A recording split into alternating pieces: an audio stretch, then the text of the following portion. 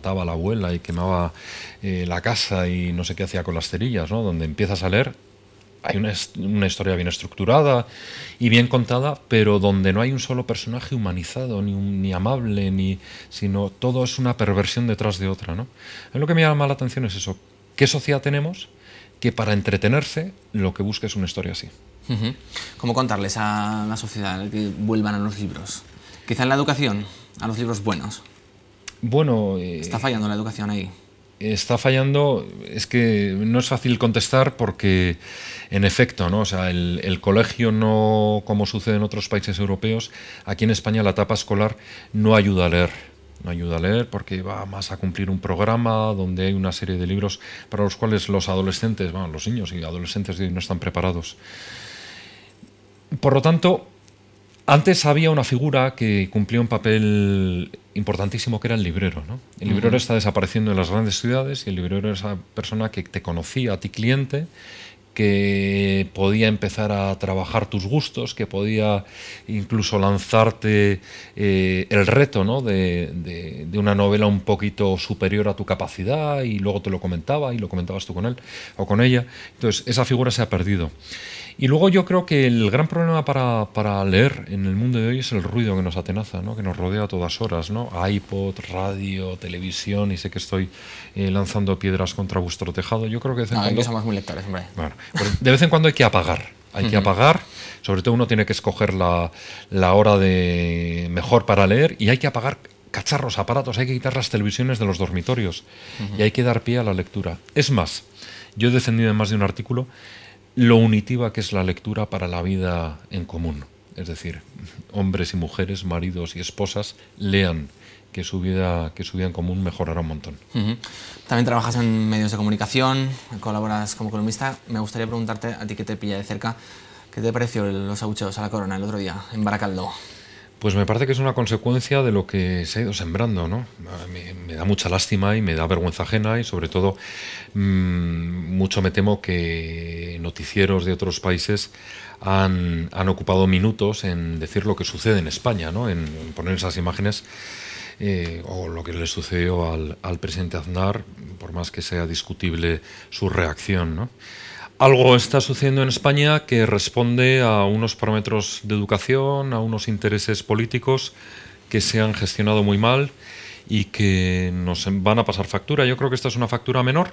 Creo que además los reyes salieron del trance con mucha elegancia, pero me preocupa que va a ser un lastre que nos va a pesar, ¿no? O sea, tenemos un representante institucional de primera fila que dedica lo mejor de su empeño por nuestro país, y resulta que aquí en un ambiente además festivo y deportivo pues se le recibe de esa manera que no es digna de nadie civilizado.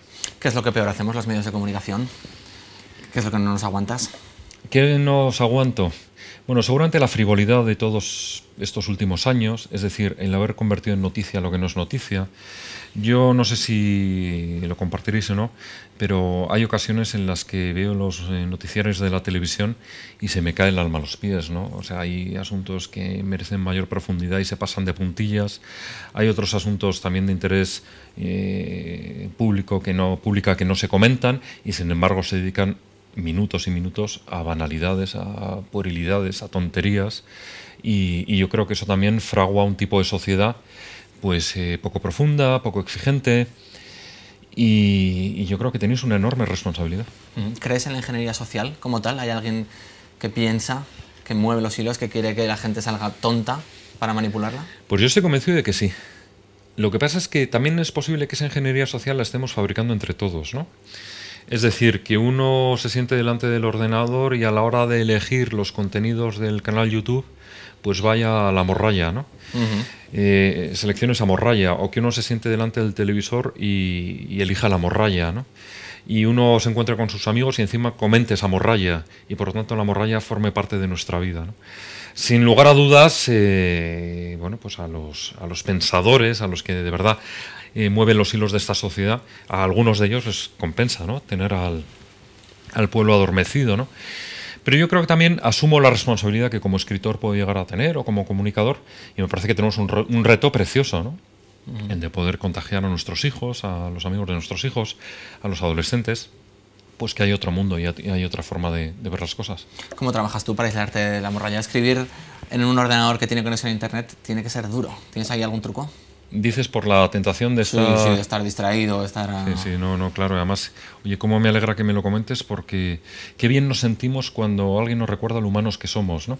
Ajá. Y entonces, sí, en efecto, yo creo que, como en cualquier otra profesión, ¿no? O sea, la disciplina es fundamental si quieres llegar a algo que poder mostrar o que poder mostrarte a ti mismo. En este caso son libros, y los libros se encuadernan, se editan, y luego llegan a las tiendas, y dedicas mucho tiempo a la distracción. En un mundo lleno de distracciones, lleno de ruidos, como decía antes, pues es posible que no avances, ¿no? Y que, de todas formas, yo tengo una ventaja. Soy padre de familia numerosa, en mi casa siempre hay mucho ruido, y además decidí en su momento colocar mi mesa de trabajo en un sitio de paso, cosa que, bueno, pues a mucha gente le parecerá una locura, ¿no? Y muchas veces, sin embargo, la visión de mis hijos, cuando juegan, cuando estudian, etcétera, etcétera, me hace recordar que debo llevar los garbanzos a casa, ¿no? En mi caso, los garbanzos se cosechan a base de palabras, de hilar frases, de hilar capítulos y de poner el punto y final. Me apetecía hablar también de tu faceta de pintor. Es algo sorprendente en un escritor que también dedique tiempo a la pintura. ¿Cómo la concibes? ¿Un descanso o algo...? Para mí es un descanso. Reconozco que escribir una novela absorbe mucho. Vamos a ir viendo además en imagen alguna de tus obras. Muchas gracias. Pues absorbe mucho tiempo, exige estudio, una dedicación casi absoluta, y cuando ya siento que el tintero interior se me seca, pues nada, saco mis plumillas, mis acuarelas, me pongo a soñar en otras cosas, pongo música, que es el momento en el que escucho música, y disfruto como un enano. Porque escribiendo no se puede escuchar música, claro. Escribiendo, al menos yo creo que no. Que es ¿Y el incompatible. chiste? Que también trabajas los chistes así... Sí, fue una oportunidad que me brindó un amigo mío, director de un periódico, y de repente descubrí que una viñeta puede tener una fuerza narrativa enorme, ¿no? Y que además la viñeta da pie a la sátira, y que además también, fíjate que en nuestro país nos hemos acostumbrado al humor grueso y al humor a veces zafio. Pues la viñeta te obliga a contar las cosas, a despertar una sonrisa, pero a la vez queriendo ser elegante. Bueno, yo creo que tiene una serie de aspectos muy interesantes. La afición por el mundo del toro, ¿cómo la tienes? Ahora es políticamente incorrecta, vivísima, pero habrá que además reafirmarse y decir aquí estoy yo, ¿no? Me encanta ser incorrecto, y además me encanta decirlo en Zaragoza, donde tenéis una plaza tan señera, Y aquí hacemos programas tan bonita. De vez en cuando para la feria, aquí tenemos Eso siempre es. tertulias. Tienes una afición tan viva, y tenés además un árbol genealógico de toreros pues muy interesante, ¿no? Me acuerdo ahora de Nicanor Villalta, por ejemplo, al que no vi, por supuesto, pero sí he visto películas y he leído sobre él.